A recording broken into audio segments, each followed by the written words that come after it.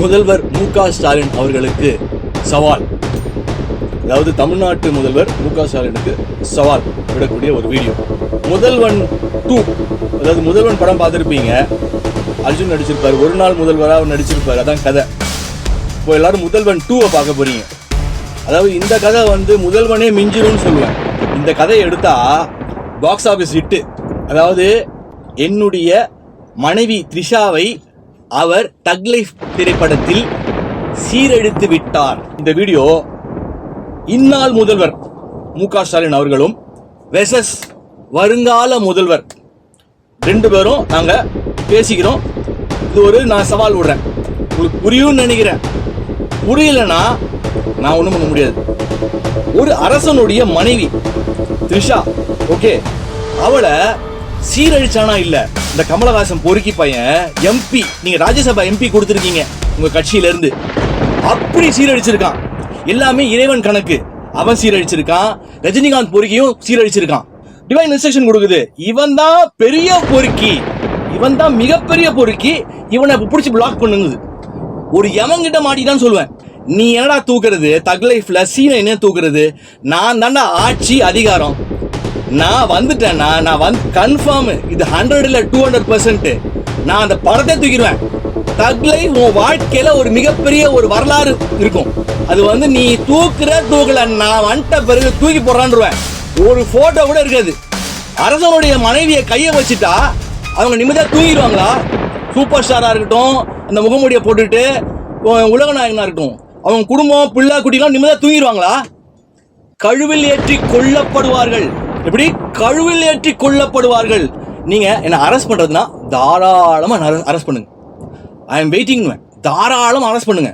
நீங்க என்ன அரெஸ்ட் பண்ணிட்டீங்களோ உண்மையிலே இந்த ஞானி நான் சொல்றேன், உலகாங்கித அடைஞ்சிருவேன். எப்படி மகிழ்ச்சி கடல்ல துள்ளி குதிச்சிருவேன். ஒரு பொடி பையன் தான் தமிழ்நாட்டுக்கு முதல்வராக வரப்போறான். மிகப்பெரிய வரலாறுங்க. என்னுடைய தெய்வீக தந்தை பாரத பிரதமர் நரேந்திர மோடி ஸ்ட்ரெயிட்டா உங்க லைனுக்கு வந்துருவாருங்க. ஸ்ட்ரெயிட்டா உங்க லைனுக்கு வந்துருவாரு. என் புள்ளைய நீ எப்படி பிடிக்க போச்சுன்னு கேட்பாரு. என் புள்ளைய நீங்க இன்னைக்கு இதை பைத்தியக்காரத்தனமா நினைச்சாலும் டெஸ்ட் பண்றதுனா டெஸ்ட் பண்ணலாம். என் புள்ளைய நீ எப்படி பிடிக்க போச்சு, அடுத்தது உங்க ஆட்சியை கழிச்சிருவாரு. ஓப்பனா சொல்றேன், என்ன அரெஸ்ட் பண்ணிட்டீங்களோ இந்த கமல் பொறுக்கி ரஜினி பொறுக்கிக்காக உங்க ஆட்சியை கழிச்சிருவாங்க.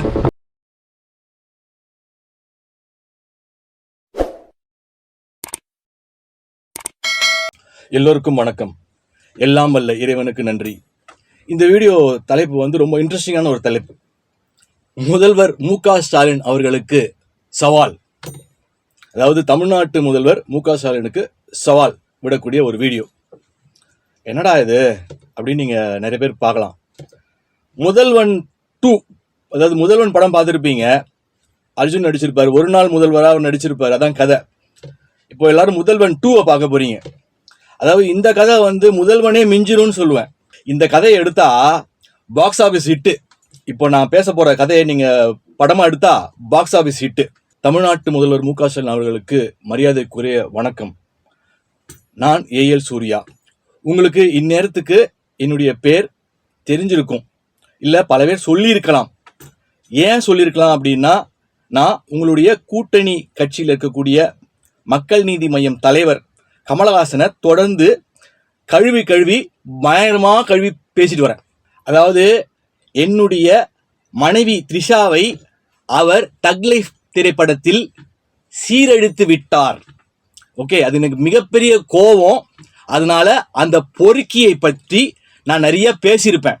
அதே போல இந்த வீடியோல பாத்தீங்கன்னா நிறைய பேர் புதிர் போடுறீங்க, யார் அடுத்த முதல்வர் அதை சொல்ல மாட்டேங்கிறீங்க அப்படின்னு சொல்லி நிறைய கேட்டுட்டே வர்றீங்க.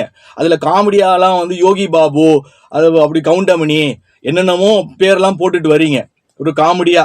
ஓகே, இப்ப நான் என்ன சொல்றேன்னா, இந்த வீடியோ இந்நாள் முதல்வர் மு.க.ஸ்டாலின் அவர்களும் வெசஸ் வருங்கால முதல்வர் 2 பேரும் நாங்க பேசிக்கிறோம்.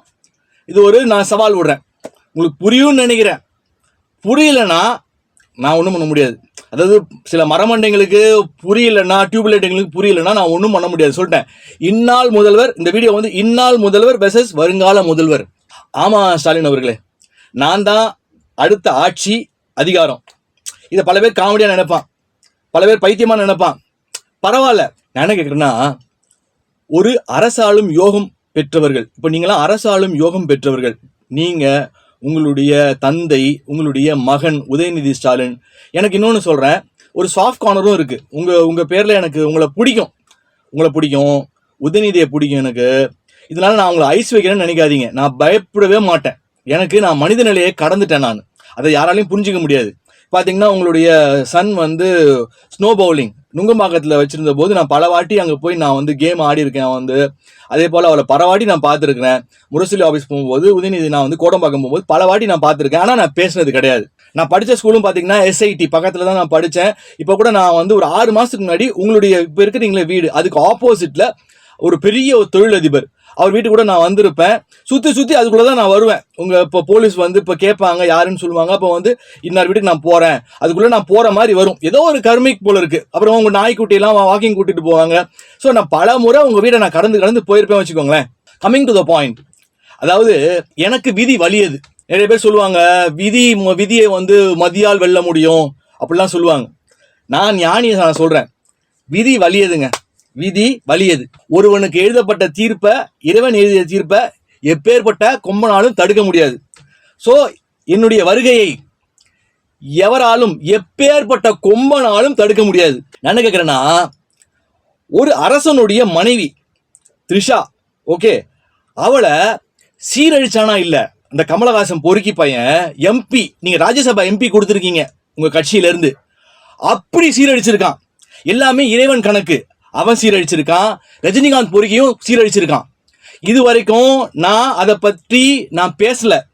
அதாவது நான் இறைவன் பரம்பொருளோட ஒன்றிட்டேன்னுவேன். பரம்பொருள் ஒரு விஷயமா ஸ்க்ரீன் பிளே எப்படி ஒரு திரைப்படத்துக்கு ஸ்க்ரீன் பிளே ஓப்பன் பண்ணுதோ 1 by 1 எனக்கு ஓப்பன் பண்ணி காமிக்குது. அவர் நினைச்சிட்டு இருப்பாரு ரஜினிகாந்த் வந்து நம்மளை பிடிக்க மாட்டான்னு நினைச்சிட்டு இருப்பாரு. டிவைன் இன்ஸ்ட்ரக்ஷன் கொடுக்குது. இவன் தான் பெரிய பொறுக்கி, இவன் தான் மிகப்பெரிய பொறுக்கி, இவனை பிடிச்சி பிளாக் பண்ணுங்குது. அப்பேற்பட்ட ஒரு மகா பொம்பளை பொறுக்கி, பல பெண்களை சீரழித்தவன், பல பெண்களுடைய வாழ்க்கையை சீரழித்தவன், தாரதாரையாக கண்ணீர் வர வச்சிருப்பான். அந்த பாவமோ என்னமோ தெரியல, கர்மாவோ AL சூர்யா ரூபத்தில் இன்று அவன் வசமா மாட்டிக்கிட்டான். ஒரு யமங்கிட்ட மாட்டிக்கிட்டான்னு சொல்லுவேன். நான் கமலுக்கு என்ன சொல்றேன்னா, நீ என்னடா தூக்குறது தக் லைஃப்ல சீனை என்ன தூக்குறது? நான் தாண்டா ஆட்சி அதிகாரம், நான் வந்துட்டேன்னா நான் வந்து கன்ஃபார்ம் இது 100 இல்ல 200%. நான் அந்த படத்தை தூக்கிடுவேன். தக் லைஃப் உன் வாழ்க்கையில ஒரு மிகப்பெரிய ஒரு வரலாறு இருக்கும். அது வந்து நீ தூக்கல, நான் வந்துட்ட பிறகு தூக்கி போடுறான்ருவேன். ஒரு போட்டோ கூட இருக்காது. ஐயா முதல்வர் ஸ்டாலின் அவர்களே, உங்க வீட்டில் இது மாதிரி ஒரு விஷயம் நடந்திருந்ததுன்னா உங்க பெண்களுக்கு நீங்க சும்மா வச்சு பார்ப்பீங்களா? சொல்லுங்க. நாடாளும் யோகம் பெற்றவர்கள் நீங்க, நான் எல்லாம் என்ன பண்ணுவீங்க? கோரமா இருக்காது? அவனுடைய முடிவு மிக கோரமா இருக்காது? சூப்பர் ஸ்டார்ன்ற ஒரு பட்டத்தை வந்து ஒரு முகமுடியை போட்டுக்கிட்டு, உலகநாயகன்ற ஒரு முகமுடியை போட்டுக்கிட்டு இவர்கள்லாம் என்ன வேணா அக்கிரமம் பண்ணா பேசாம இருப்போமா? அரசனுடைய மனைவியை கையை வச்சுட்டா அவங்க நிம்மதியா தூங்கிடுவாங்களா? சூப்பர் ஸ்டாரா இருக்கட்டும், அந்த முகமுடியை போட்டுட்டு உலகநாயகனா இருக்கட்டும், அவங்க குடும்பம் பிள்ளை குட்டிலாம் நிம்மதியா தூங்கிடுவாங்களா? கழுவில் ஏற்றி கொல்லப்படுவார்கள். எப்படி? கழுவில் ஏற்றி கொல்லப்படுவார்கள். என்ன மாதிரி ஒரு நல்லவனும் பார்க்க முடியாது, என்ன மாதிரி ஒரு கொடூரமானவனையும் பார்க்க முடியாது. அவன் ஒரு காமஞானி, காம கொடூரன். கமலஹாசன் என்பவன் இதோட மிக காம கொடூரன் வந்து ரஜினிகாந்த் என்பதை பொறுக்கியவன். அதனால நீங்க ராஜ்யசபா MP நீங்க வந்து உங்களுடைய கமலஹாசனுக்கு கொடுத்துருக்கீங்க. நான் என்ன சொல்லுவேன்னு கேட்டீங்கன்னா, நீங்களா அதை வாபஸ் வாங்கிட்டீங்கன்னா ரொம்ப நல்லது.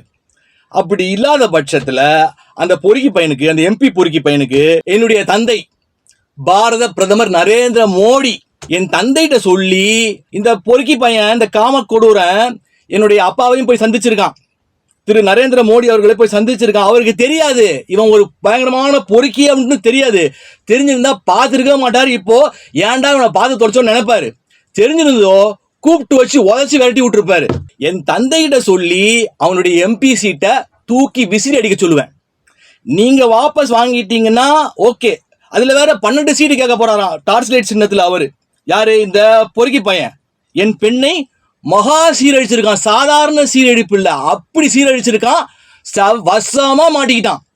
எவ்வளோ பேரை சீரழிச்சிருப்பான். இங்க வசமா உள்ள வர வச்சிருச்சு பிரபஞ்சம், இயற்கை, இறைவன் உள்ள வர வச்சு 2 பொறுக்கி பசங்க, மேஜர் பொறுக்கிங்க. மற்றவன் அஜித் விஜய்லாம் வேற கதைக்கு நான் வரேன். உள்ள வர வச்சு சரியான ஒரு ஆள்கிட்ட வந்து நீங்க மாட்டணும்னு வந்து உள்ள லாக் பண்ணிடுச்சு. அதான் நான் பேசியிருப்பேன். லதா ரஜினிகாந்த் ஒரு பக்கா புரோக்கர். பண்ணை வீட்டில் அங்க வந்து கூட்டி கொடுக்கும் வேலை, பக்கா புரோக்கர். நான் ஏன் சொல்றேன் ஈத்தரன்னு சொல்றேன்னா, அந்த பொம்பளை ஈத்தரன்னு பந்தல் போடக்கூடியவர். உங்களுக்குலாம் போய் உங்களுக்கு தெரிஞ்சிருக்கும். உங்க அண்ணனுடைய அழகிரி கல்யாணத்துக்குலாம் அவர் பந்தல் போட்டிருப்பார். அவர் எங்க அப்பாவுக்கு மிக நெருங்கிய நண்பர். ஓகே, அவர் எங்களோட ஃபேமிலி ஃப்ரெண்டு. நான் கேட்குறேன், ஒரு காரில் போயிட்டு இருக்கும்போது நான் கேட்குறேன், அங்கிள் நீங்கள் வந்து ரஜினிகாந்த் வீட்டுக்கு நீங்கள் வந்து டெக்கரேஷன் பண்ணீங்க, மேரேஜ்க்கு பண்ணீங்க, என்ன உங்களுக்கு பேமெண்ட் கொடுத்துட்டாங்களா என்னன்னு கேட்குறேன். அப்போ அவர் இப்படின்னாரு. எனக்கு புரியல. இப்படின்னா என்ன அங்கிள்னே? ஒன்றும் வரலப்பா அப்படின்ட்டாரு. அப்போ பாருங்க, சம்பளம் எவ்வளோ? 200 கோடி. அதான் சொல்கிறேன், ஈத்தர நாய். என் பெண்ணை சீரழித்த ரஜினிகாந்த் பொறுக்கி விடுவேனா? வச்சு பார்ப்பேனா? திரு ஸ்டாலின் அவர்களே, நான் என்ன சொல்றேன்னா, உங்களுக்கு சவாலே விடுறேன். நீங்க இவ்வளவு பேசுறேன்ல, அவன் பண்ணியிருக்கான், ஒஸ்டா பண்ணியிருக்கான். நீங்க என்ன அரெஸ்ட் பண்றதுன்னா தாராளமா அரெஸ்ட் பண்ணுங்க. I am waiting. தாராளமா அரெஸ்ட் பண்ணுங்க. நீங்க என்ன அரெஸ்ட் பண்ணிட்டீங்களோ, உண்மையிலே இந்த ஞானி நான் சொல்றேன், புலகாங்கிதான் அடைஞ்சிருவேன். எப்படி மகிழ்ச்சி கடல்ல துள்ளி குதிச்சிருவேன். என்னடா நீங்க நினைக்கலாம், சொல்றேன் மனிதர்களே கடந்துட்டேன்றேனே. பிரபஞ்சம் ஒரு சரியான ஒரு ஆள் கிட்ட தான் இந்த வேலையை கொடுத்துருக்கு. ஏன் புலகாங்கி அடைஞ்சிருவேன்? ஏன் மகிழ்ச்சி கடல்ல இவன் குதிப்பான், இவன் பைத்தியமா அப்படின்னு நிறைய பேர் நினைப்பானுங்க. இப்ப நான் சொல்றதை வச்சே புதிர் போடாத, நான் சொல்லிட்டேன், உடைச்சிட்டேன். நான் இப்போ வருங்கால நாங்கள் தான் அதிகாரம், நான் தான் ஆட்சி அதிகாரம், இது எவராலும் தடுக்க முடியாதுன்ட்டேன். ஒரு பொடி பையன் தான் தமிழ்நாட்டுக்கு முதல்வராக வரப்போறான். மிகப்பெரிய வரலாறுங்க, மிகப்பெரிய வரலாறு. இதை பல பேர் உங்க கட்சியில் இருக்கவங்க இதெல்லாம் கிழி ஒரு பைத்தியம் லூசுன்னு சொல்லலாம், பரவாயில்ல, இது பதிவு எல்லாரும் பார்ப்பீங்க. ஸோ ஏன் புலகாங்கி அடைஞ்சிடும்னா, மகிழ்ச்சிகளை துள்ளி குடிப்பேன்னா, என்னுடைய தெய்வீக தந்தை பாரத பிரதமர் நரேந்திர மோடி ஸ்ட்ரெயிட்டா உங்க லைனுக்கு வந்துருவாருங்க. ஸ்ட்ரெயிட்டா உங்க லைனுக்கு வந்துருவாரு. வந்து என் பிள்ளைய நீ எப்படி பிடிக்க போச்சுன்னு கேட்பாரு. என் பிள்ளைய நீங்க இன்னைக்கு இதை வந்து பைத்தியகாரத்தனமா நினைச்சாலும் டெஸ்ட் பண்றதுனா டெஸ்ட் பண்ணலாம். என் பிள்ளைய நீ எப்படி பிடிக்க போச்சு, அடுத்தது உங்க ஆட்சியை கழிச்சிருவாரு. ஓப்பனா சொல்றேன், என்ன அரெஸ்ட் பண்ணிட்டீங்களோ, இந்த கமல் பொறுக்கி ரஜினி பொறுக்கிக்காக உங்க ஆட்சியை கழிச்சிருவாங்க. ஓப்பனா சவாலே விடுறானுங்க, சவால் விடுறேன். நீங்க வேணா இந்த ஞானி ஆன்மீகம், என்னை வந்து பெரிய பெரிய கோடீஸ்வரர்கள், 10,000 தொழிலாளர்கள் வேலை பார்க்குற ஓனர்ஸ், 5,000 தொழிலாளர்கள், பெரிய பெரிய கோடீஸ்வரர்கள், ஆன்மீகம்ட்டேன். யாரெல்லாம் என்ன சந்திச்சிருப்பாங்க, அஸ்திரம் எங்கேருந்து வரும், அப்படியே கை கட்டி வாய் பொத்தி எங்கிட்ட வந்து ஆசீர்வாதம் வாங்கிட்டு போயிருப்பாங்க. அப்போ அஸ்திரம் எங்கேருந்து வரும்? அதான் ஆன்மீகம்ன்ற. பணத்தை விட ஆன்மீகம் தான் மிகப்பெரிய வலிமை.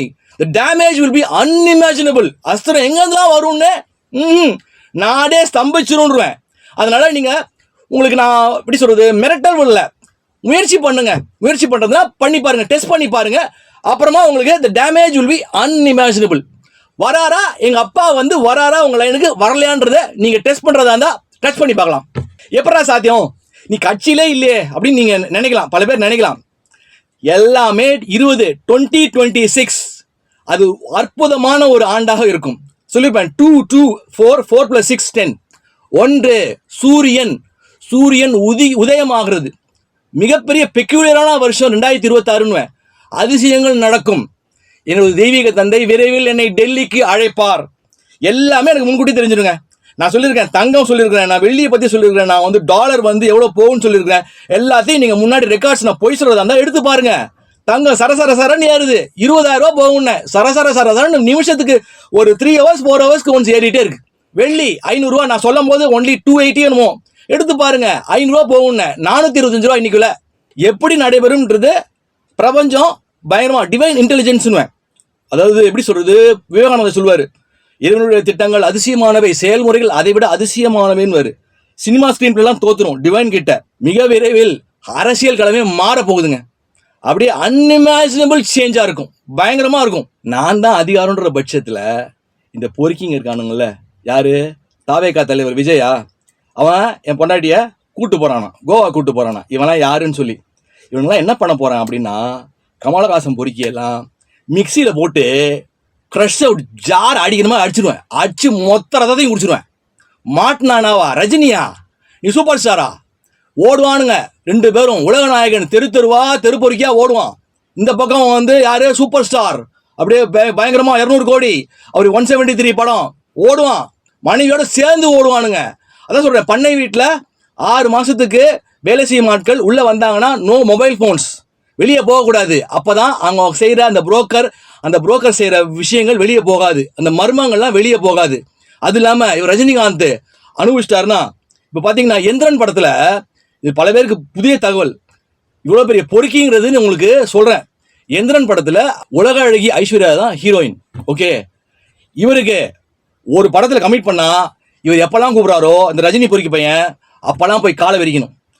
எப்போ காலைல கூப்பிட்டாலும் விரிக்கணும், மத்தியானம் கூப்பிட்டாலும் விரிக்கணும், அந்த படம் முடிகிற வரைக்கும் விரிக்கணும். ஓகே, அப்படி இருக்க பட்சத்தில் உலக அழகி ஐஸ்வர்யா கமிட் பண்ணாங்க. சங்கரே ஷாக் ஆயிடுவாரு. அந்த படத்துல மினிமம் ஒரு 4 அட்ஜஸ்ட்மெண்ட், அதாவது கூப்பிடும் போதெல்லாம் ஐஸ்வர்யா வரமாட்டாங்க, 4 அட்ஜஸ்ட்மெண்ட். ஏன்னா இவர் அட்ஜஸ்ட்மெண்ட் இல்லாம நடிக்கவே மாட்டாரு. அப்ப அவரு ஐஸ்வர்யாவையும் விட்டு வைக்கல. ஆனா எல்லாமே ஒரு தெய்வீக கணக்கு, இது நடக்கணும், இது மாட்டணும்னு இருக்கு போல் இருக்குது, சரியான ஒரு ஆள்கிட்ட மாட்டணுங்க அப்படின்னு இருக்கு போல் இருக்கு. இவங்களுடைய சாப்டரை முடிக்கிறதுக்கு இவன் தான் சரியான ஆள் அப்படின்னு பிரபஞ்சம் தேர்ந்தெடுத்தது இருக்கு போல் இருக்கு. அதே போல பாத்தீங்கன்னா டாஸ்மார்க் எந்த மாநிலத்திலையும் இது மாதிரி ஒரு 10 ரூபாய் 140 ருபீஸ் சரக்கு அப்படின்னா 10 ரூபா கொள்ள அடிக்கவே இல்லை, எங்கேயுமே இது மாதிரி இல்லை. தமிழ்நாட்டில் மட்டும்தான் அந்த 10 ரூபா இது மாதிரி எக்ஸ்ட்ரா வாங்குறாங்க. ஸோ அதை நீங்கள் கவனத்தில் நீங்கள் எடுத்தீங்களா என்னன்னு தெரியல. ஏன்னா செந்தில் பாலாஜி கேட்டால் அப்பட்டமா என்ன சொல்கிறாரு அவரு, இதெல்லாம் எங்கேயுமே நடக்கலை, எந்த கடையில சொல்லுங்கன்றாரு. தமிழ்நாட்டில் ஒரு கடை பாக்கி இல்லை, எல்லா கடையிலையும் 10 ரூபா வசூலிக்கிறாங்க ஒரு குவார்ட்டருக்கு. எங்கேயாவது நடக்குதா தமிழ்நாட்டை தவிர எங்கேயுமே நடக்கல. அப்போ இதை நீங்க கவனத்தில் கொண்டு, ஏன்னா அவங்க ஆட்சிக்கு இப்போ இன்னும் 2 மாசம் 3 மாசம் தான் இருக்கு. நான் சொல்லிட்டேன், இதெல்லாம் சேஞ்ச் பண்ணா ஒரு வாய்ப்பு இருக்கலாம் உங்களுக்கு. அதே போல கஞ்சா, எங்க பார்த்தாலும் கஞ்சாவை போட்டுட்டு பெண்களுக்கு பாதுகாப்பே இல்லைங்க. உங்களுடைய ஆட்சியில பாதுகாப்பே இல்லைன்னு சொல்லுவேன். சும்மா சொல்லிக்கலாம் பாதுகாப்பா இருக்காங்க அப்படின்னு சொல்லிக்கலாம், தவிர போதை கலாச்சாரம் தலைவிரித்தாடுது. அப்ப நீ என்ன பண்ணுவ, நீ கீழ்ச்சிட போறியா அப்படின்னு நினைக்கலாம். ஐயா எனக்கு ஒரு பாணி இருக்குங்க. ஓகே, நீங்க நினைக்கலாம் கட்சியிலே சேரல இவன் எப்படி அப்படின்னு பலர் கிண்டல் பண்ணலாங்க. எல்லாத்தையும் நீங்க பார்க்க போறீங்க. ஒரு அதிசய நிகழ்வு இது. என்னுடைய பாரத பிரதமர் நரேந்திர மோடி என் தந்தைன்ட்டேன், அவர் விரைவில் என்னை அழைப்பாருன்ட்டேன், ஞானின்ட்டேன். எனக்கு முன்கூட்டியே எல்லாமே எனக்கு தெரிஞ்சிடும் என்ன நடக்க போகுதுன்னு முன்கூட்டியே சொல்றேன் நான். It's clean wash out. திமுக மிகப்பெரிய தோல்வியை சந்திப்பீர்கள், அதுல எந்த மாற்றமும் கிடையாது. அதே மாதிரி ரஜினிகாந்த் பெண்களை அனுபவிச்சுட்டு இந்த மாதிரி அட்டகாசம் பண்ணிட்டு ஒரு பேப்பர்ல ஒன்று எழுதி கொடுத்து அனுப்புவாராம். எழுதி கொடுத்து அனுப்புனா அதை பேப்பரை கொண்டு போய் உங்க மனைவி லதா ரஜினிகாந்த் அவங்கள்ட்ட போய் காமிக்கணுமா. காமிச்சா அவங்க பணம் கொடுப்பாங்களாம். எவ்வளவு கொடுப்பாங்க, காத்திருக்கணும் போயிட்டு. அந்த அம்மாவை அதான் அட்டகாசம்னா அட்டகாசம், உச்சத்தின் அட்டகாசம். காத்திருந்து அந்த பெண் அவர்கிட்ட படாத பாடுபட்டு அனுபவிச்சதும் இல்லாம போய் காத்திருந்து அந்த போய் காட்டினா ஏதோ ஒரு 5000மோ 10,000மோ ஒரு பிச்சை போடுற மாதிரி பிச்சை போட்டு அனுப்புவாங்க. அப்போ விஷ பாம்புன்னுவேன். லதா ரஜினிகாந்த் மிகப்பெரிய விஷ பாம்பு. இந்த காம கொடூரர்களின் பல்லை புடுங்கிறதுக்கு சரியான ஒரு ஆள் அமைச்சிருக்கு, புடுங்கி எரிஞ்சிருவேன். அதே போல த்ரிஷாவையும் பல முறை லதா ரஜினிகாந்த் கூட்டி கொடுத்து பல கோடி ரூபாய் சம்பாதிச்சிருக்கிறார். இந்த அட்டகாசம் எல்லாம் பண்ணிருக்காங்க. இது அரசனுடைய மனைவி. அவ எப்படி நாளாலும் அரசனுடைய மனைவி. அதான் சொல்லிட்டேன், உங்க வீட்டுல இந்த மாதிரி ஒரு விஷயம் நடந்தா நீங்க வச்சு பாப்பீங்களா? எவ்வளவு கோரமா இருக்கும் முடிவு. இவருடைய முடிவு, கமலஹாசன் பொறுக்கியோடைய முடிவு, என் பெண்ணை சீரழித்தவனுடைய முடிவு, ரஜினிகாந்த் பொறுக்கியோடைய முடிவு, லதா ரஜினிகாந்தோடைய முடிவு மிக கோரமாக இருக்கும். எனக்கு என்ன விளைவுகள் வந்தாலும் பரவாயில்ல, இந்த வீடியோவை போடுறேன். நீங்க அரெஸ்ட் பண்றதுனா பண்ணலாம், தொடறதுனா தொடலாம். தொட்ட பிறகு நான் என்ன சொன்னேனோ அது நடக்குதா நடக்கலையா, உங்கள் ஆட்சி கலைக்கப்படுகிறதா இல்லையா என்பதை நீங்கள் பார்த்து விடுவீர்கள். அதே போல உங்களுடைய அமைச்சர் ரகுபதி, என்னுடைய நாட்டுக்கூட நகரத்தார், அவர் குழிப்பிறன்னு நினைக்கிறேன். ஏன்னா அவர் சொந்தக்காரர், எனக்கு மிக நெருங்கிய நண்பர். ஓகே, அவரை தயவு செஞ்சு கொஞ்சம் வாயை மூட சொல்லுங்க. அவர் உத்தம புத்தன நாட்டம் மனுஷங்கள்ட்ட பேசுற மாதிரி பேசிட்டு இருக்க சொல்லாதீங்க. ஏன்னா அவர் கோடி விட கொள்ளை அடிச்சது, அவர் காலேஜ் கட்டினது ஜே காலேஜ், அத்தனை வண்டவாளமும் எனக்கு தெரியும். அவரு தொடர்ந்து பயங்கரமா பேசிட்டு வந்தாருன்னா, எங்களை கிழிக்க முடியாது, திமுக கிழிக்க முடியாது அப்படின்னு பேசிட்டு வந்தாருன்னா, ஓப்பனா சொல்றேன், நான் தான் கிழிச்சு தொங்க விட போறேன். அப்புறம் அவர் வண்டவாளம்லாம் தண்டவாளம் ஏற்ற வேண்டியதா வரும். அதனால அவருடைய வாயை கொஞ்சம் கட்ட சொல்லுங்க. நல்ல முறைக்கு சொல்ற முறைக்கு சொல்லிட்டேன். மனித ரூபத்துல அது மனுஷ புத்தின்னுவேன். ஞானம் என்பது வேறு சொல்லிட்டேன். ஞானம் என்பது பேரொளி, பரம்பொருளோட ஒன்றிட்டேன்னுவேன். என்ன தொட்டா எங்கே இதெல்லாம் அஸ்திரம் வரும். ஆன்மீகம் சொல்லிட்டு, ஆன்மீகம் எவ்வளோ பெரிய மனிதர்கள் என்னை சந்திச்சிருப்பாங்க. யாரெல்லாம் வருவார்கள், the damage will be unimaginable. அதுக்கப்புறம் நீங்க டெஸ்ட் பண்றதுனா, நீங்க ட்ரை பண்றதுனா பண்ணலாம் திரு முதல்வர் மு க ஸ்டாலின் அவர்களே. அதனால விரைவில் இந்த ரஜினிகாந்த் பொறுக்கி, கமலஹாசன் பொறுக்கி இவர்களுக்கு முடிவுரை எழுதப்படும். அதே போல தாவேகா தலைவர் விஜய் அதே முதல்வர் ஆயிடும் அப்படின்ற கனவுல வந்து இப்போ ரொம்ப அப்படியே மிதந்துட்டு இருக்காரு. ஒரு மண்ணும் ஆகாது. அரசியல் களமே தலைகீழா புரட்டி போட்டுரும் பிரபஞ்சம். அவனா தலைதெறிக்க ஓடுவான். யார் மனைவிய கோவா கூட்டு போறது, எவன் மனைவியா, இவன் யாரா பாத்துருவான். யாருன்றத கோரமான முகத்தை பாத்துருவான். அவன் தலைதெறிக்க ஓடலன்னா ஓட விட்டுருவேன். இந்த கமலஹாசன்ற பயங்கரமான பொம்பளை பொறிக்க பையன் என் புள்ள த்ரிஷாவை கொடூரமா சாவடிச்சிருக்கான் தக் லைஃப்ல. நான் பயங்கர ஆத்திரத்தில் இருக்கேன். அவன் மாட்டுவானா? அவன் சத்தியமா சொல்றேன், 75% அவன் மானம் போயிடுச்சு. இன்னும் 25% தான். நான் உன்னை நினைச்சிட்டனோ வேற்று கிரகத்துல போயிடுவான். ரஜினிகாந்த் எங்க வேற்று கிரகத்துக்கு போயிடுவாரா? இல்ல கமலஹாசன் வந்து வேற்று கிரகத்துக்கு போயிடுவானா? இங்க தானே இருப்பான், இந்த உலகத்துல தானே இருப்பான். இந்த உலகத்துல எங்க இருந்தாலும் அவன் குடுமையை பிடிச்சிட்டு வந்து தூக்கிட்டு வந்து அவனுடைய முடிவு கோரமா இருக்கும், பயங்கர கோரமா இருக்கும். இந்த கமலஹாசனை பார்த்தேனோ நான் வார்த்தையில விவரிக்க விரும்பல. அதே போல என்னுடைய அதிகாரத்துல முக்கியமா முதல்ல நான் செய்ய நினைக்கிறது பெண்களுக்கு எதிரான பாலியல் வன்கொடுமை மிக கடுமையாக இருக்கும். என்னுடைய என்ன சொல்றது, சவுதி அரேபியா பனிஷ்மெண்டா இருக்கும், பயங்கர கொடூரமா இருக்கும். அதான் சொல்றேன், என்ன மாதிரி நல்லவனும் கிடையாது, என்ன மாதிரி கொடூரமானவனும் கிடையாது. இவங்கெல்லாம் மாட்டினது கொடூரமானவன்ட்ட மாட்டிக்கிட்டானுங்க, மிக கொடூரமானவன்ட்ட மாட்டிக்கிட்டானுங்க. நினைச்சிட்டு இருக்கானுங்க வீடியோ பேசிட்டு இருப்பேன், எனக்கு ஒரு தெய்வீக சக்தி இருக்கு, இறக்கிடும், அடுத்தடுத்து இறக்கிடும், களத்துல இறக்கிடும். போய் இவன் குடுமையை நான் தூக்கலையோ இந்த மக்கள்லாம் பார்ப்பாங்க, எப்படி தூக்குறன்றது மட்டும் வேடிக்கை பாருங்க. அதே போல இரண்டாவது கந்துவட்டி கொடுமை. பல பேர் செத்து போறாங்க, வெளியில தெரியல, அநியாயம் பண்றானுங்க. அந்த கந்துவட்டிக்கு வந்து மிக கடுமையாக இருக்கும் சட்டம். எல்லாமே தெய்வீக செயல்பாடு. நான் முன்னாடி நாங்க சேரல, கூடிய விரைவில் சேர்ந்து விடுவோம். கமல் ஆபீஸ்க்கு நான் கண்டிப்பாக த்ரிஷாவை நான் கூட்டிட்டு போவேன், கண்டிப்பா நான் கூட்டிட்டு போவேன். ரஜினிகாந்த் பொறுக்கி பயலுக்கு நான் கூட்டிட்டு போவேன். நிறைய வாட்டி மலத்தை வாங்கி தின்ற பன்னிகள் இவர்கள் எல்லாம் ஹீரோன்ற ஒரு வேஷத்தை போட்டுட்டு தெரிகிற காம கொடூரங்கள் மிகப்பெரிய மாற்றத்தை அரசியலிலும் சினிமாவிலும் ஏற்படுத்த போகின்ற ஆண்டு 2026. பிரபஞ்சம் தலைகீழாக புரட்டி போட போகின்றது. Upside down, unimaginable. அதனால முதல்வர் ஐயா ஸ்டாலின் அவர்களே, நீங்க அரெஸ்ட் பண்றதா இருந்தா தாராளமா அரெஸ்ட் பண்ணலாம். நான் புலகாகிதம் அடைவேன், மகிழ்ச்சி கடலில் துள்ளி குதிப்பேன். அதாவது ஹீரோன்ற பேர்ல இவனுங்கெல்லாம் ஒரு முகமுடிய போட்டுக்கிட்டு டால்டா டுப்பி பசங்க, காம கொடூரங்க, இவனுங்கெல்லாம் வந்து ஹீரோவே கிடையாது. இவங்கெல்லாம் ஜீரோ. உண்மையான கதாநாயகனை மக்கள் பார்த்து விடுவார்கள், மக்கள் பார்த்து கொண்டாடுவார்கள். Real hero game begins now. இந்த வீடியோ வெளியான பிறகு the total media will be on fire. நான் முன்னாடியே சொல்லியிருப்பேன், 2026 ஆண்டு நடைபெறக்கூடிய நிகழ்வுகள் சொல்லியிருப்பேன். அதுல தங்கத்தை பத்தி சொல்லியிருக்கிறேன், வெள்ளியை பத்தி சொல்லியிருக்கிறேன். எடுத்து பார்க்குறவங்க நினைக்கிறவங்க நான் போய் சொல்றேன்னா நீங்க எடுத்து பார்க்கலாம். அதனால the total media will be on fire. பத்திட்டு எரிய போது பயங்கரமா இருக்கும். திமுக துடைத்து எரியப்படும். என் விதியை எப்பேற்பட்ட கொம்பன் நினைத்தாலும் மாற்றவே முடியாது. மாற்றம் நிச்சயம். மக்கள் மகிழ்ச்சி வெள்ளத்தில் பொங்குவார்கள். மக்களுக்கு என்டர்டைன்மெண்ட் ஏகப்பட்டது காத்து கொண்டு இருக்கிறது. சோ இந்த வீடியோ பிடிச்சிருந்தா லைக் பண்ணுங்க, ஷேர் பண்ணுங்க, கமெண்ட் பண்ணுங்க. மேலும் ஒரு வீடியோ சந்திப்போம். நன்றி, வணக்கம். இப்போ ஜாதகம் பாக்குறவங்க நான் என்ன சொல்லுவேன்னா, கருங்காலி மாலை அண்ட் கருங்காலி பிரேஸ்லெட் இதெல்லாம் நீங்க வந்து ஒரு பாசிட்டிவ் மைண்ட் வேணும், ஒரு லைஃப்ல வந்து நிறைய பண வரவு வரணும். நான் எதை தொட்டு கொடுக்குறேனோ சுபிக்ஷம், தொலங்காதவனும் தொலங்கிடுவானுங்க, நான் தொட்டாவே தொலங்கிடுவானுங்க. சோ நான் பிரார்த்தனை பண்ணி அந்த இதை கொடுத்துட்டு இருக்கேன், அந்த மாலையும் பிரேஸ்லெட்டும். அது கொஞ்சம் காஸ்ட்லி தான், அது வெளியில கம்பேர் பண்ணும்போது அது காஸ்ட்லி. பட் ஆனா பவித்திரமான ஒரு இடத்துல வாங்கி அதை பூஜை பண்ணி நான் பிரார்த்தனை பண்ணி தான் கொடுக்கறது. விருப்பமா இருக்கவங்க இந்த வாட்ஸ்அப்புக்கு நீங்க வந்து தொடர்பு கொண்டு அந்த மாலை பிரேஸ்லெட்டை வாங்கிக்கலாம்.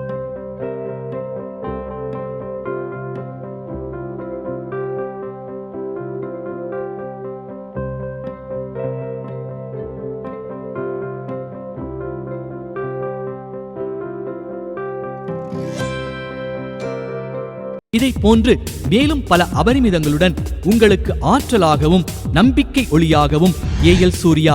இந்த பதிவு உங்களுக்கு பிடித்திருக்கும் பட்சத்தில் இதனை உங்கள் நண்பர்களுக்கும் நல் உறவுகளுக்கும் பகிர்ந்து அவர்கள் வாழ்வை ஒளிரச் செய்து பிரபஞ்சத்தின் ஆசீர்வாதங்களை அபரிமிதங்களாக பெற்றுக் கொள்ளுங்கள்.